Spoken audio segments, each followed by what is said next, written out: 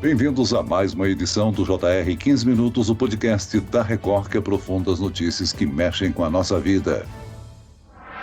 O ministro Alexandre de Moraes mandou abrir e incluir Elon Musk no inquérito das milícias digitais. O bilionário é dono da rede social X, antigo Twitter, desde 2022. Segundo o ministro, as postagens de Musk caracterizam a utilização de mecanismos ilegais por parte da rede social X e há fortes indícios de crime de Elon Musk na instrumentalização criminosa investigada em diversos inquéritos.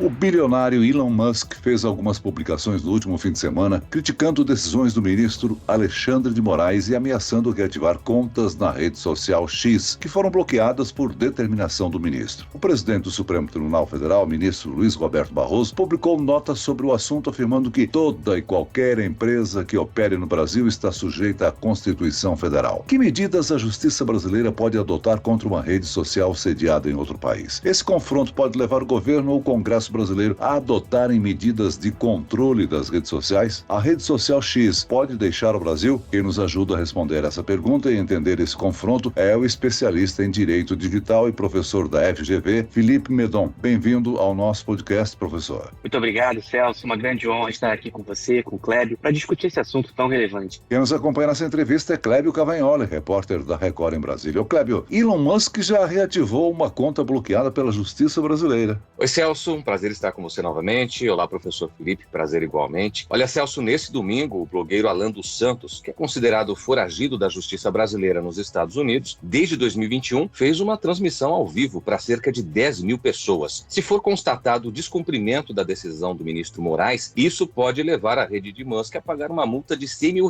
a cada perfil desbloqueado. Professor Felipe, além dessa multa, que outras medidas a justiça brasileira pode adotar para punir uma desobediência judicial de Elon Musk? Bom, Clébio, hoje essa é uma pergunta que está sendo bastante repercutida, porque, na verdade, a gente não tem uma previsão clara no ordenamento jurídico brasileiro em relação a quais são as possibilidades de aplicação de sanções para o descumprimento desse tipo de decisão específica em relação às redes sociais. Mas o que a gente tem visto ao longo dos últimos anos, em casos muito parecidos, semelhantes, como a gente teve, por exemplo, o caso do Secret em 2014, aplicativo, bloqueios do WhatsApp em 2015, o próprio Telegram em 2023, o Rumble no final do ano passado, é que normalmente o judiciário ele aplica o princípio da proporcionalidade e primeiro ele vai tentando aplicar multas pecuniárias, ele começa com sanções pecuniárias e aí, caso as sanções pecuniárias que podem envolver eventualmente até a suspensão do faturamento das empresas não funcionem, o judiciário acaba aplicando a suspensão do funcionamento da própria plataforma. Então a plataforma ficaria impossibilitada de operar no Brasil enquanto não cumpra a decisão judiciária. Agora, professor, a Polícia Federal vai investigar se há crimes nas declarações de Elon Musk contra Alexandre de Moraes. Alguma das manifestações do bilionário sul-africano pode ser enquadrada como criminosa? Bom, hoje essa é uma discussão que está em pauta, porque, na verdade, a gente tem aqui uma verdadeira afronta do Elon Musk em relação ao judiciário brasileiro, à soberania estatal. O Elon Musk desafia o cumprimento das decisões e o que tem sido apontado e alegado pelo ministro Alexandre de Moraes seria uma eventual obstrução à justiça em organização e incitação ao crime, além, eventualmente, do próprio crime de desobediência, por estar descumprindo uma decisão judicial. Então essas são as alegações na decisão do ministro Alexandre de Moraes, que inclui o Elon Musk na investigação que agora está sendo conduzida pela Polícia Federal a respeito desse tema. Agora, vale ressaltar que o fato de se estar praticando uma conduta dessas em outro país não significa a ausência completa de aplicação da lei brasileira, porque esses crimes eles se aplicam em relação também ao Brasil. Agora, na primeira publicação do fim de semana, Musk pergunta: por que tanta censura? É possível classificar alguma medida adotada pelo ministro Alexandre de Moraes como censura, professor? Bom, na verdade, a gente precisa entender a concepção do Elon Musk por trás dessa afirmação, especialmente porque os Estados Unidos, onde está radicado, tem uma concepção de liberdade de expressão que é mais alargada do que aquela concepção brasileira, especialmente porque a primeira emenda à Constituição norte-americana, ela protege mais o discurso do que a Constituição e a trajetória constitucional brasileira. democracia. Só a título de exemplo, no caso americano, o chamado discurso de ódio, ele é admitido, enquanto no caso brasileiro, o discurso de ódio não é admitido. Então a gente tem aqui alguns entendimentos americanos que acabam entrando em conflito com o Brasil. Mas nesse caso específico, o que o ministro Alexandre de Moraes determina e que o Elon Musk se recusa a cumprir é a suspensão de contas de pessoas que estariam incitando ódio e, mais do que incitando ódio, eventualmente estariam incitando a prática de atos antidemocráticos. Essas são as alegações por parte do ministro Alexandre de Moraes. Professor, a gente entrou nessa situação, essa história da discussão em torno do direito à liberdade de expressão, né? E todo mundo se pergunta se é possível defender o direito à liberdade de expressão e, ao mesmo tempo, impor limites a esse direito. O próprio ministro Alexandre de Moraes, frequentemente nos votos que apresenta no plenário do Supremo, diz que a liberdade de expressão não é liberdade para se cometer crime. Quer dizer, como é que a gente pode discutir limites a esse direito diante de toda essa discussão? Essa é uma excelente pergunta, porque a gente tem observado até uma própria mudança no comportamento do Supremo em relação aos últimos anos. Se a gente for olhar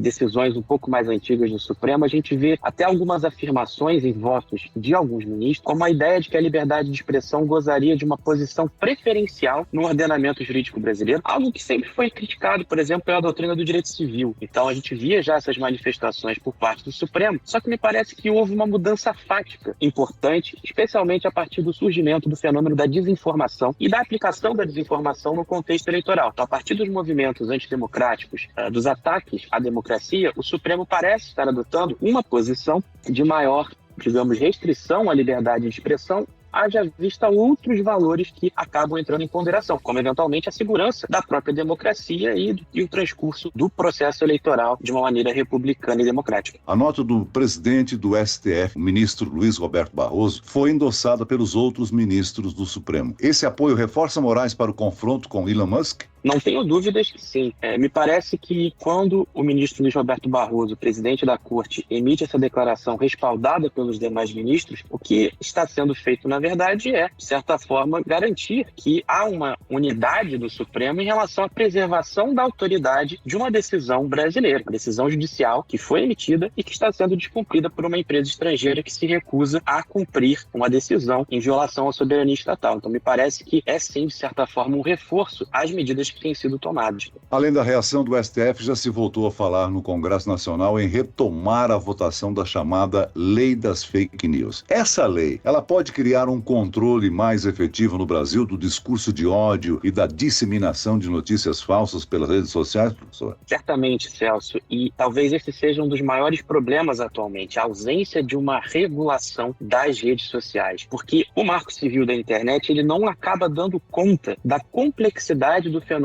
das redes sociais hoje. E a gente precisa tomar muito cuidado, porque regular as redes sociais não significa censura, muito pelo contrário, significa estabelecer critérios para, eventualmente, até a aplicação de medidas judiciais como essas, de suspensão de perfis, de banimentos, que me parece algo que não deveria até acontecer, o banimento definitivo, mas se traria maior segurança jurídica para a aplicação dessas medidas, coisa que o Marco Civil hoje não consegue realizar de forma muito clara. E essa é a grande discussão. Inclusive, existem duas ações que estão para ser julgadas pelo Supremo, a ADI 5527, Ação Direta de Inconstitucionalidade, e a ADPF número 403. Esses julgamentos, inclusive, eles começaram na pandemia, ali no início mesmo da pandemia, e os primeiros votos do Supremo eram no sentido até da impossibilidade de se realizar bloqueios. Na época se discutia do WhatsApp, mas da impossibilidade de se realizar bloqueios de aplicativos. Mas me parece que a Corte tende a uma mudança de entendimento nos votos que se seguirão diante dessa indefinição, em que o Congresso acaba não legislando e já está sendo discutido que essas ações sejam novamente pautadas para que agora o Supremo acabe deliberando, já que não há uma movimentação do Congresso que decidiu, desde a retirada de pauta pelo presidente da Câmara, Arthur Lira, de voltar a discutir a matéria no Congresso. Professor, como o caso envolve um polêmico bilionário, né, Elon Musk, a gente sabe que sempre está envolvido em alguma polêmica, essa disputa com o judiciário brasileiro, claro, repercute no mundo todo, né? As redes sociais vêm sendo debatidas, né, o controle delas, os limites em vários países do mundo. Esse confronto aqui no Brasil, de alguma forma, pode reforçar a discussão de medidas de controle das redes sociais em outros países, por exemplo? Certamente, até porque o Brasil hoje é um dos países onde temos maior número de pessoas que participam de redes sociais. Então, tudo aquilo que acontece no Brasil acaba tendo uma repercussão para além dos países do chamado sul global, mas acaba impactando no mundo. Hoje, por exemplo, o Brasil tem discutido a legislação de inteligência artificial, até tive a honra de fazer parte da comissão de juristas que elaborou o PL 2338, e a discussão que é feita no Brasil sobre tecnologia, ela acaba inspirando o mundo, como foi feito com o Marco Civil. O Marco Civil da Internet é uma lei brasileira que serviu de inspiração para diversos países do mundo. Então, com certeza, uma regulação brasileira sobre o tema pode sim acabar dialogando e contribuindo para essa discussão a um nível global. Agora, a gente sabe que as redes sociais, professor, não tem fronteira, né? Mas cada país tem a sua legislação específica e, claro, também segue os costumes aí da sua população. Para além desse confronto das redes sociais, nessa discussão específica, isso gera confronto, a gente sabe, né, das redes sociais com governos em todo o mundo. Vários governos estão discutindo, inclusive, essa limitação, né? Com certeza, é porque a rede social, a internet, ela quebra essa fronteira, né? Seria uma aplicação transfronteiriça. E é muito interessante a gente analisar como, às vezes, uma pessoa profere um discurso estando localizada nos Estados Unidos, numa rede social que talvez a sua matriz da empresa esteja na Europa, esse discurso repercute no Brasil e os dados armazenados estão localizados no servidor na África. Então, os elementos estrangeiros aqui dentro dessa conversa tornam essa discussão ainda mais complicada, já que especialmente cada país acaba dando um enfoque, um tratamento na sua legislação diferente. Então as empresas têm esse desafio de se adequar às peculiaridades das legislações locais que vão trazendo ali peculiaridades próprias do contexto local. Essa própria questão da liberdade de expressão, da maior ou menor tolerância à liberdade de expressão, é algo que as redes sociais precisam lidar. Agora, numa das suas publicações, professor, o Elon Musk chega a admitir a possibilidade de fechar o escritório da rede social X no Brasil. Há chance de Elon Musk acabar com a operação do X no Brasil? Isso, de certa forma, não impediria o acesso dos brasileiros a essa rede? Essa é uma questão muito parecida com algo que aconteceu ano passado em relação à plataforma Rumble. E é uma plataforma de vídeos e a discussão foi basicamente a mesma. Uma série de decisões para suspensão de contas no Rumble, emitidas também no mesmo âmbito, e o Rumble se recusou a cumprir as decisões e, no final das contas, o Rumble decidiu sair do Brasil em dezembro do ano passado, alegando que o Brasil não respeitaria a liberdade de expressão e, por conta disso, o Rumble saiu. Então, de fato, o que me parece, especificamente nesse caso do Elon Musk, é que é mais uma pressão para que não haja esse tipo de decisão judicial, mas que, repito, apenas mostra como existem concepções distintas de liberdade de expressão, que nos Estados Unidos certas coisas são toleráveis, mas me parece que no Brasil certos discursos não deveriam ser admitidos e, por isso, as decisões judiciais, por vezes, acabam estabelecendo essas limitações aos perfis. Agora, o que nós precisamos discutir é como essas limitações vão acontecer. Se podem ser suspensões temporárias de contas, como é a periodicidade dessa reavaliação das contas que foram suspensas, isso não está legislado. Seria muito importante que nós tivéssemos critérios claros para orientar as empresas, as pessoas e, sobretudo, a aplicação da lei pelo judiciário. É claro que nós temos manifestações perniciosas e até criminosas no âmbito digital, né, professor? Agora, estabelecer limites é mesmo que cercar a água com as mãos, né? É muito difícil porque as pessoas às vezes acham que a internet é uma terra sem lei. Isso até foi dito recentemente em algumas decisões judiciais. Mas toda lei que se aplica no ambiente analógico, no ambiente físico, também deve ser aplicada na internet.